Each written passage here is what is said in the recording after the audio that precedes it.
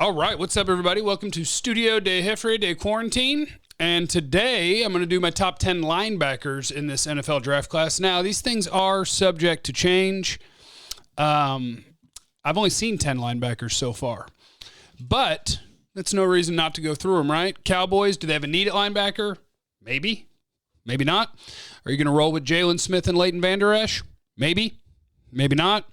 Would you think about getting rid of Jalen if you could replace him with the right player and save money? Maybe. Maybe not. Would you consider not picking up Leighton Vander Esch's fifth-year option? Because up and down play, injuries, maybe, maybe not, right? But let's do our due diligence. So I'm going to show you my little list of guys. I'm sorry for the little blue box that I put in there. And if you can't see this, it's okay, because I'm going to walk you through it. So my top linebacker in this class is Jeremiah Owusu-Koramoah from Notre Dame. And he may be a strong safety. It depends. He is a modern NFL player. That's what he is. Where offenses are trying to throw all sorts of different things and try to create all sorts of different mismatches. That's what NFL offenses want to do today. And JOK, Joker, he can kill those because he can line up over the slot and legitimately play man coverage. He's a heat-seeking missile as a tackler. I've got him on the board as a weak side linebacker. I also have him on there as a strong safety. Either way, I have him as a first-round guy.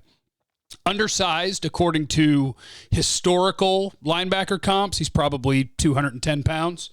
But I think that's what the NFL is. Now we got to make sure we get us a big boy up front so that your linebacker has a chance to be clean and just fly around and make plays. But Jeremiah Owusu-Koramoah is my top linebacker. Second guy on my board is Micah Parsons. He's a freak show athletically because, like I said, linebackers are smaller. Darius Leonard, I believe, played at like 210 pounds last year, for reference. Linebackers are 210 to 225, 230 pounds. It's kind of what they are now. Micah Parsons is a big boy for a linebacker, but he moves like a modern linebacker. So he has all of the physical gifts you could possibly dream of. He is a run-defending nightmare in terms of shooting gaps and outrunning guys. He's a stud. Physically, he's a stud. I think he has room to grow in terms of his read and react and in terms of coverage, which they just didn't ask him to do a lot. But he's a great pass rusher. He's a really good run defender, and he's a freak show of an athlete. So Micah Parsons is a good guy to bet on. Now, you will have maturity issues that you can find from different guys that are doing these evaluations. Micah Parsons has questions in that regard, but his physical ability is incredibly rare. So Micah Parsons, first-round linebacker. And my third first-round linebacker, and maybe I shouldn't put them all in the first round because I'm terrified of picking linebackers in the first round because the NFL is so bad at this. They're so bad at identifying who are the actual first-round talents. Pro Football Focus did a really good article where it was what positions have the biggest drop-off from first round to second round to third round. And for a linebacker, it's almost non-existent, the drop-off. So teams are not doing a good job of identifying. And I'll tell you why I think that is. Because it's one of the positions where you don't have a direct opposite. I can evaluate a cornerback because I watch him cover receivers. I can evaluate a receiver because I watch him go against cornerbacks. I can evaluate offensive and defensive linemen going against each other. I can do that.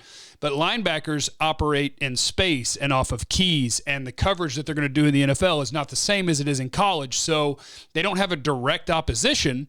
It makes it harder to evaluate. But Nick Bolton is a stud at read and react. He is the most instinctual, fastest reader of a defense. You can tell that he absolutely grinds his tail off watching tape to get ready for games. He's awesome. I love Nick Bolton. Average speed, below average size, and I still have him as a first-round player because my mantra is trust the tape. Nick Bolton, he hits like a Mack truck, and he is instant read and react every play. First guy to be moving in the right direction. He's pretty much always right. And they trusted him in coverage at Missouri. So Nick Bolton, Missouri, is my third linebacker. Number 4, and this is the top of the second round, is Zaven Collins at Tulsa. He's like 6'4", 260, but he doesn't necessarily play like he's 260. He's not a destroy blockers, and like it's not necessarily his game. He's another one of these guys that's 6'4", 260, but he runs like a smaller, more athletic guy. He can close in a hurry.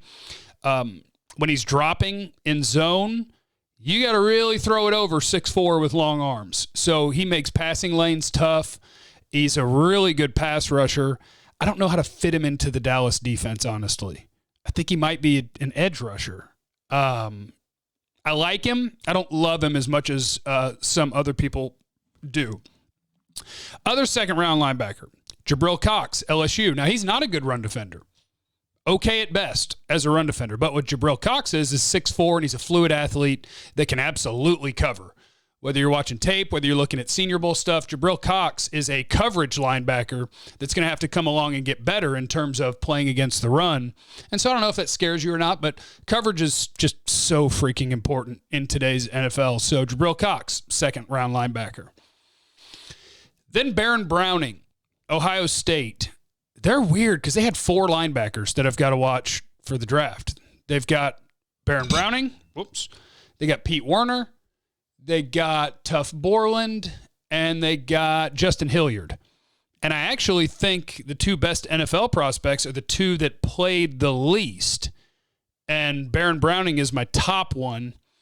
He doesn't play necessarily a traditional linebacker role at Ohio State. So you think of a linebacker as, I got my 4 defensive linemen, I got my 2 linebackers here between the tackles, and let's play football. I got 5 DBs, right? Baron Browning kind of plays outside of that box as sort of in college you would call it an overhang defender. He's outside of the offensive line unit, but he's got such a mix of traits that I really like. Watching him play against Clemson and against Alabama, I've seen him cover wheel routes, flat routes. I've seen him cover different things, and his size, speed, power combination is really, really good. So Baron Browning is second-round linebacker for me. Then we get down to the third, and in the third, who is this? I don't know how to say his first name. I've never heard it said. Davis at Kentucky. Jameen? I've only done a game and a half on him, but he's really intriguing too because he's a big dude, but he moves really well. He doesn't miss tackles. He's always in control. He's fluid when he's dropping back. So he's a guy that my early returns are that I like him. He is my 7th linebacker at the moment. Here we are in the 3rd round. Then is Justin Hilliard, Ohio State. He was there for like 100 years. He's had 3 different big surgeries. What did he have? He had 2 different bicep tears and a partial Achilles, I believe. But you look at the last 3 weeks of last year, the playoff games, and before that was at the conference title game. Boy, Hilliard's good.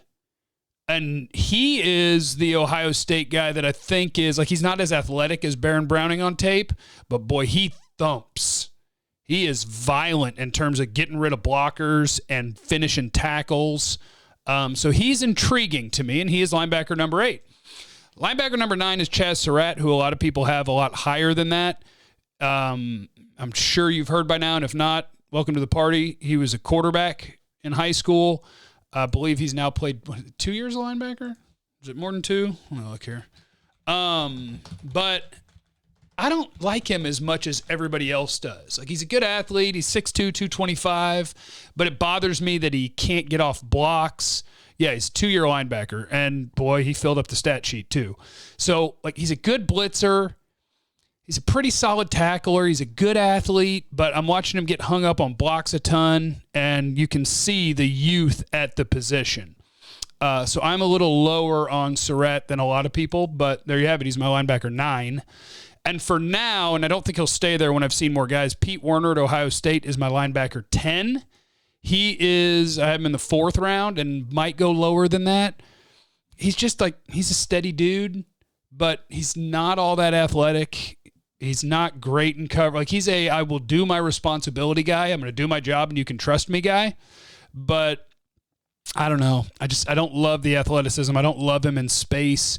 He's a good college player that I don't think is a great NFL prospect. So I'll be getting through more and more guys, and we'll probably have to amend this list later on. But for now, that is my top 10 linebackers prospects for the 2021 NFL Draft. And we will move on to another position group, hopefully tomorrow if I get time. maybe defensive tackles. That I've been doing a lot of defensive study, not a lot of offensive study. So offense will come later, but I'm getting to where I can do top 10s on the defensive side of the ball. So maybe D tackles tomorrow.